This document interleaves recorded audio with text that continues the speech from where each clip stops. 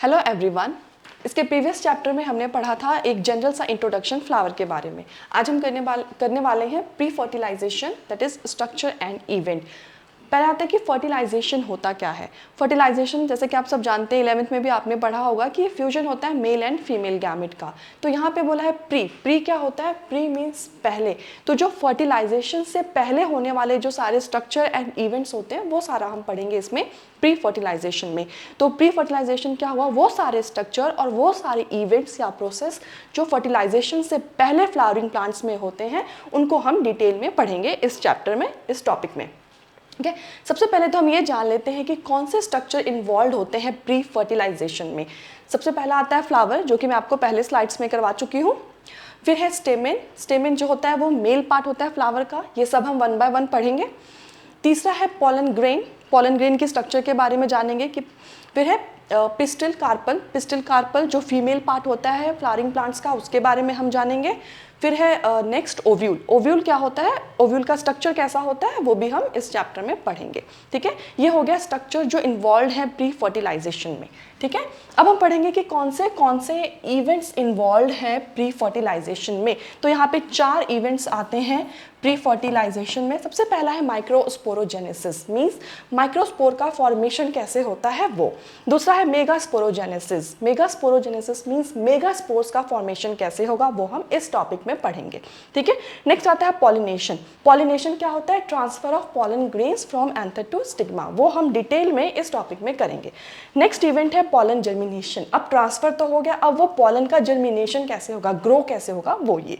तो ये हमने 2 टॉपिक्स कवर कर लिए कि हम प्री फर्टिलाइजेशन में क्या पढ़ेंगे। 2 चीज़ें पढ़ेंगे हम, स्ट्रक्चर इन्वॉल्व एंड इवेंट्स, और ये हम वन बाय वन करेंगे।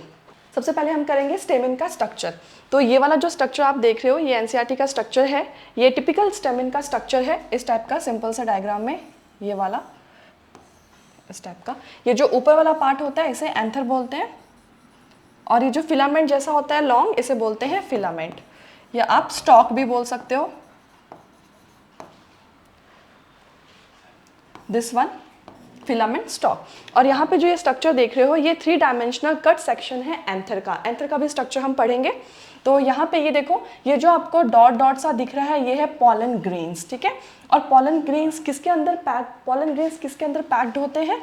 पॉलन सैक्स के अंदर। इस टाइप का स्ट्रक्चर होता है। तो ये जो होते हैं ये पॉलन सैक्स होते हैं, और पॉलन ग्रेन्स, ये जो छोटे छोटे जो स्मॉल स्ट्रक्चर्स हैं ये होते हैं पॉलन ग्रेन्स। ये पॉलन ग्रेन्स पॉलन सैक्स के अंदर स्टोर्ड होते हैं। ठीक है, तो यहाँ पे आपको दिख रहा है।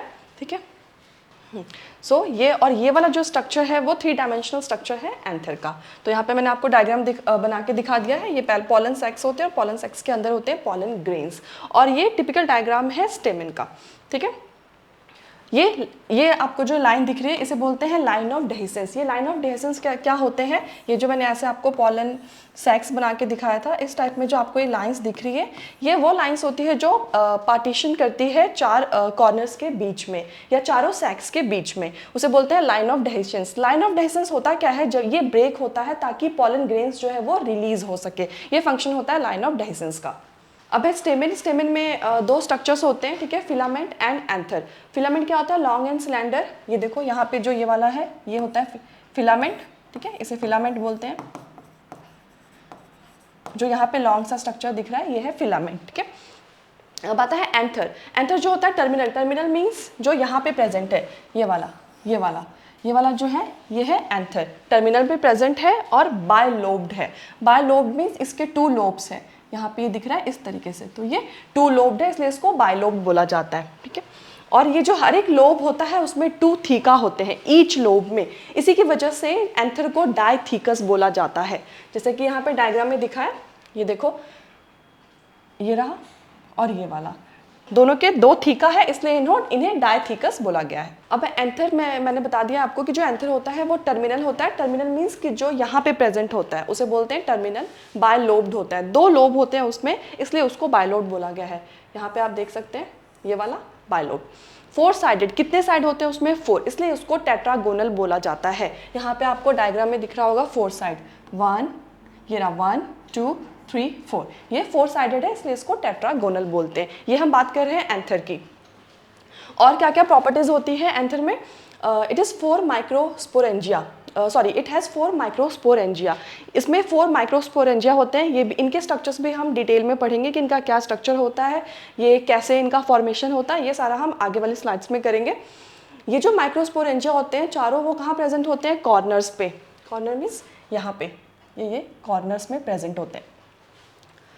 और हर एक लोब में 2 माइक्रोस्पोरेंजिया प्रेजेंट होते हैं। तो इनके कितने लोब हैं? 2 लोब। और कितने माइक्रोस्पोरेंजिया होते हैं? 4 माइक्रोस्पोरेंजिया। और हर लोब में कितने माइक्रोस्पोरेंजिया प्रेजेंट होते हैं? 2 इन ईच लोब। अब ये माइक्रोस्पोरेंजिया क्या करते हैं? बाद में पॉलन सैक्स में कन्वर्ट होते हैं और इसी पॉलन सैक्स में पॉलन ग्रेन प्रेजेंट्स होते हैं। इन सब का डेवलपमेंट कैसे होता है, क्या क्या स्ट्रक्चर होते हैं, ये सब हम आगे वाले क्लास में पढ़ेंगे। आज के लिए इतना ही, बाकी हम नेक्स्ट क्लास में करेंगे। Thank you and subscribe my channel.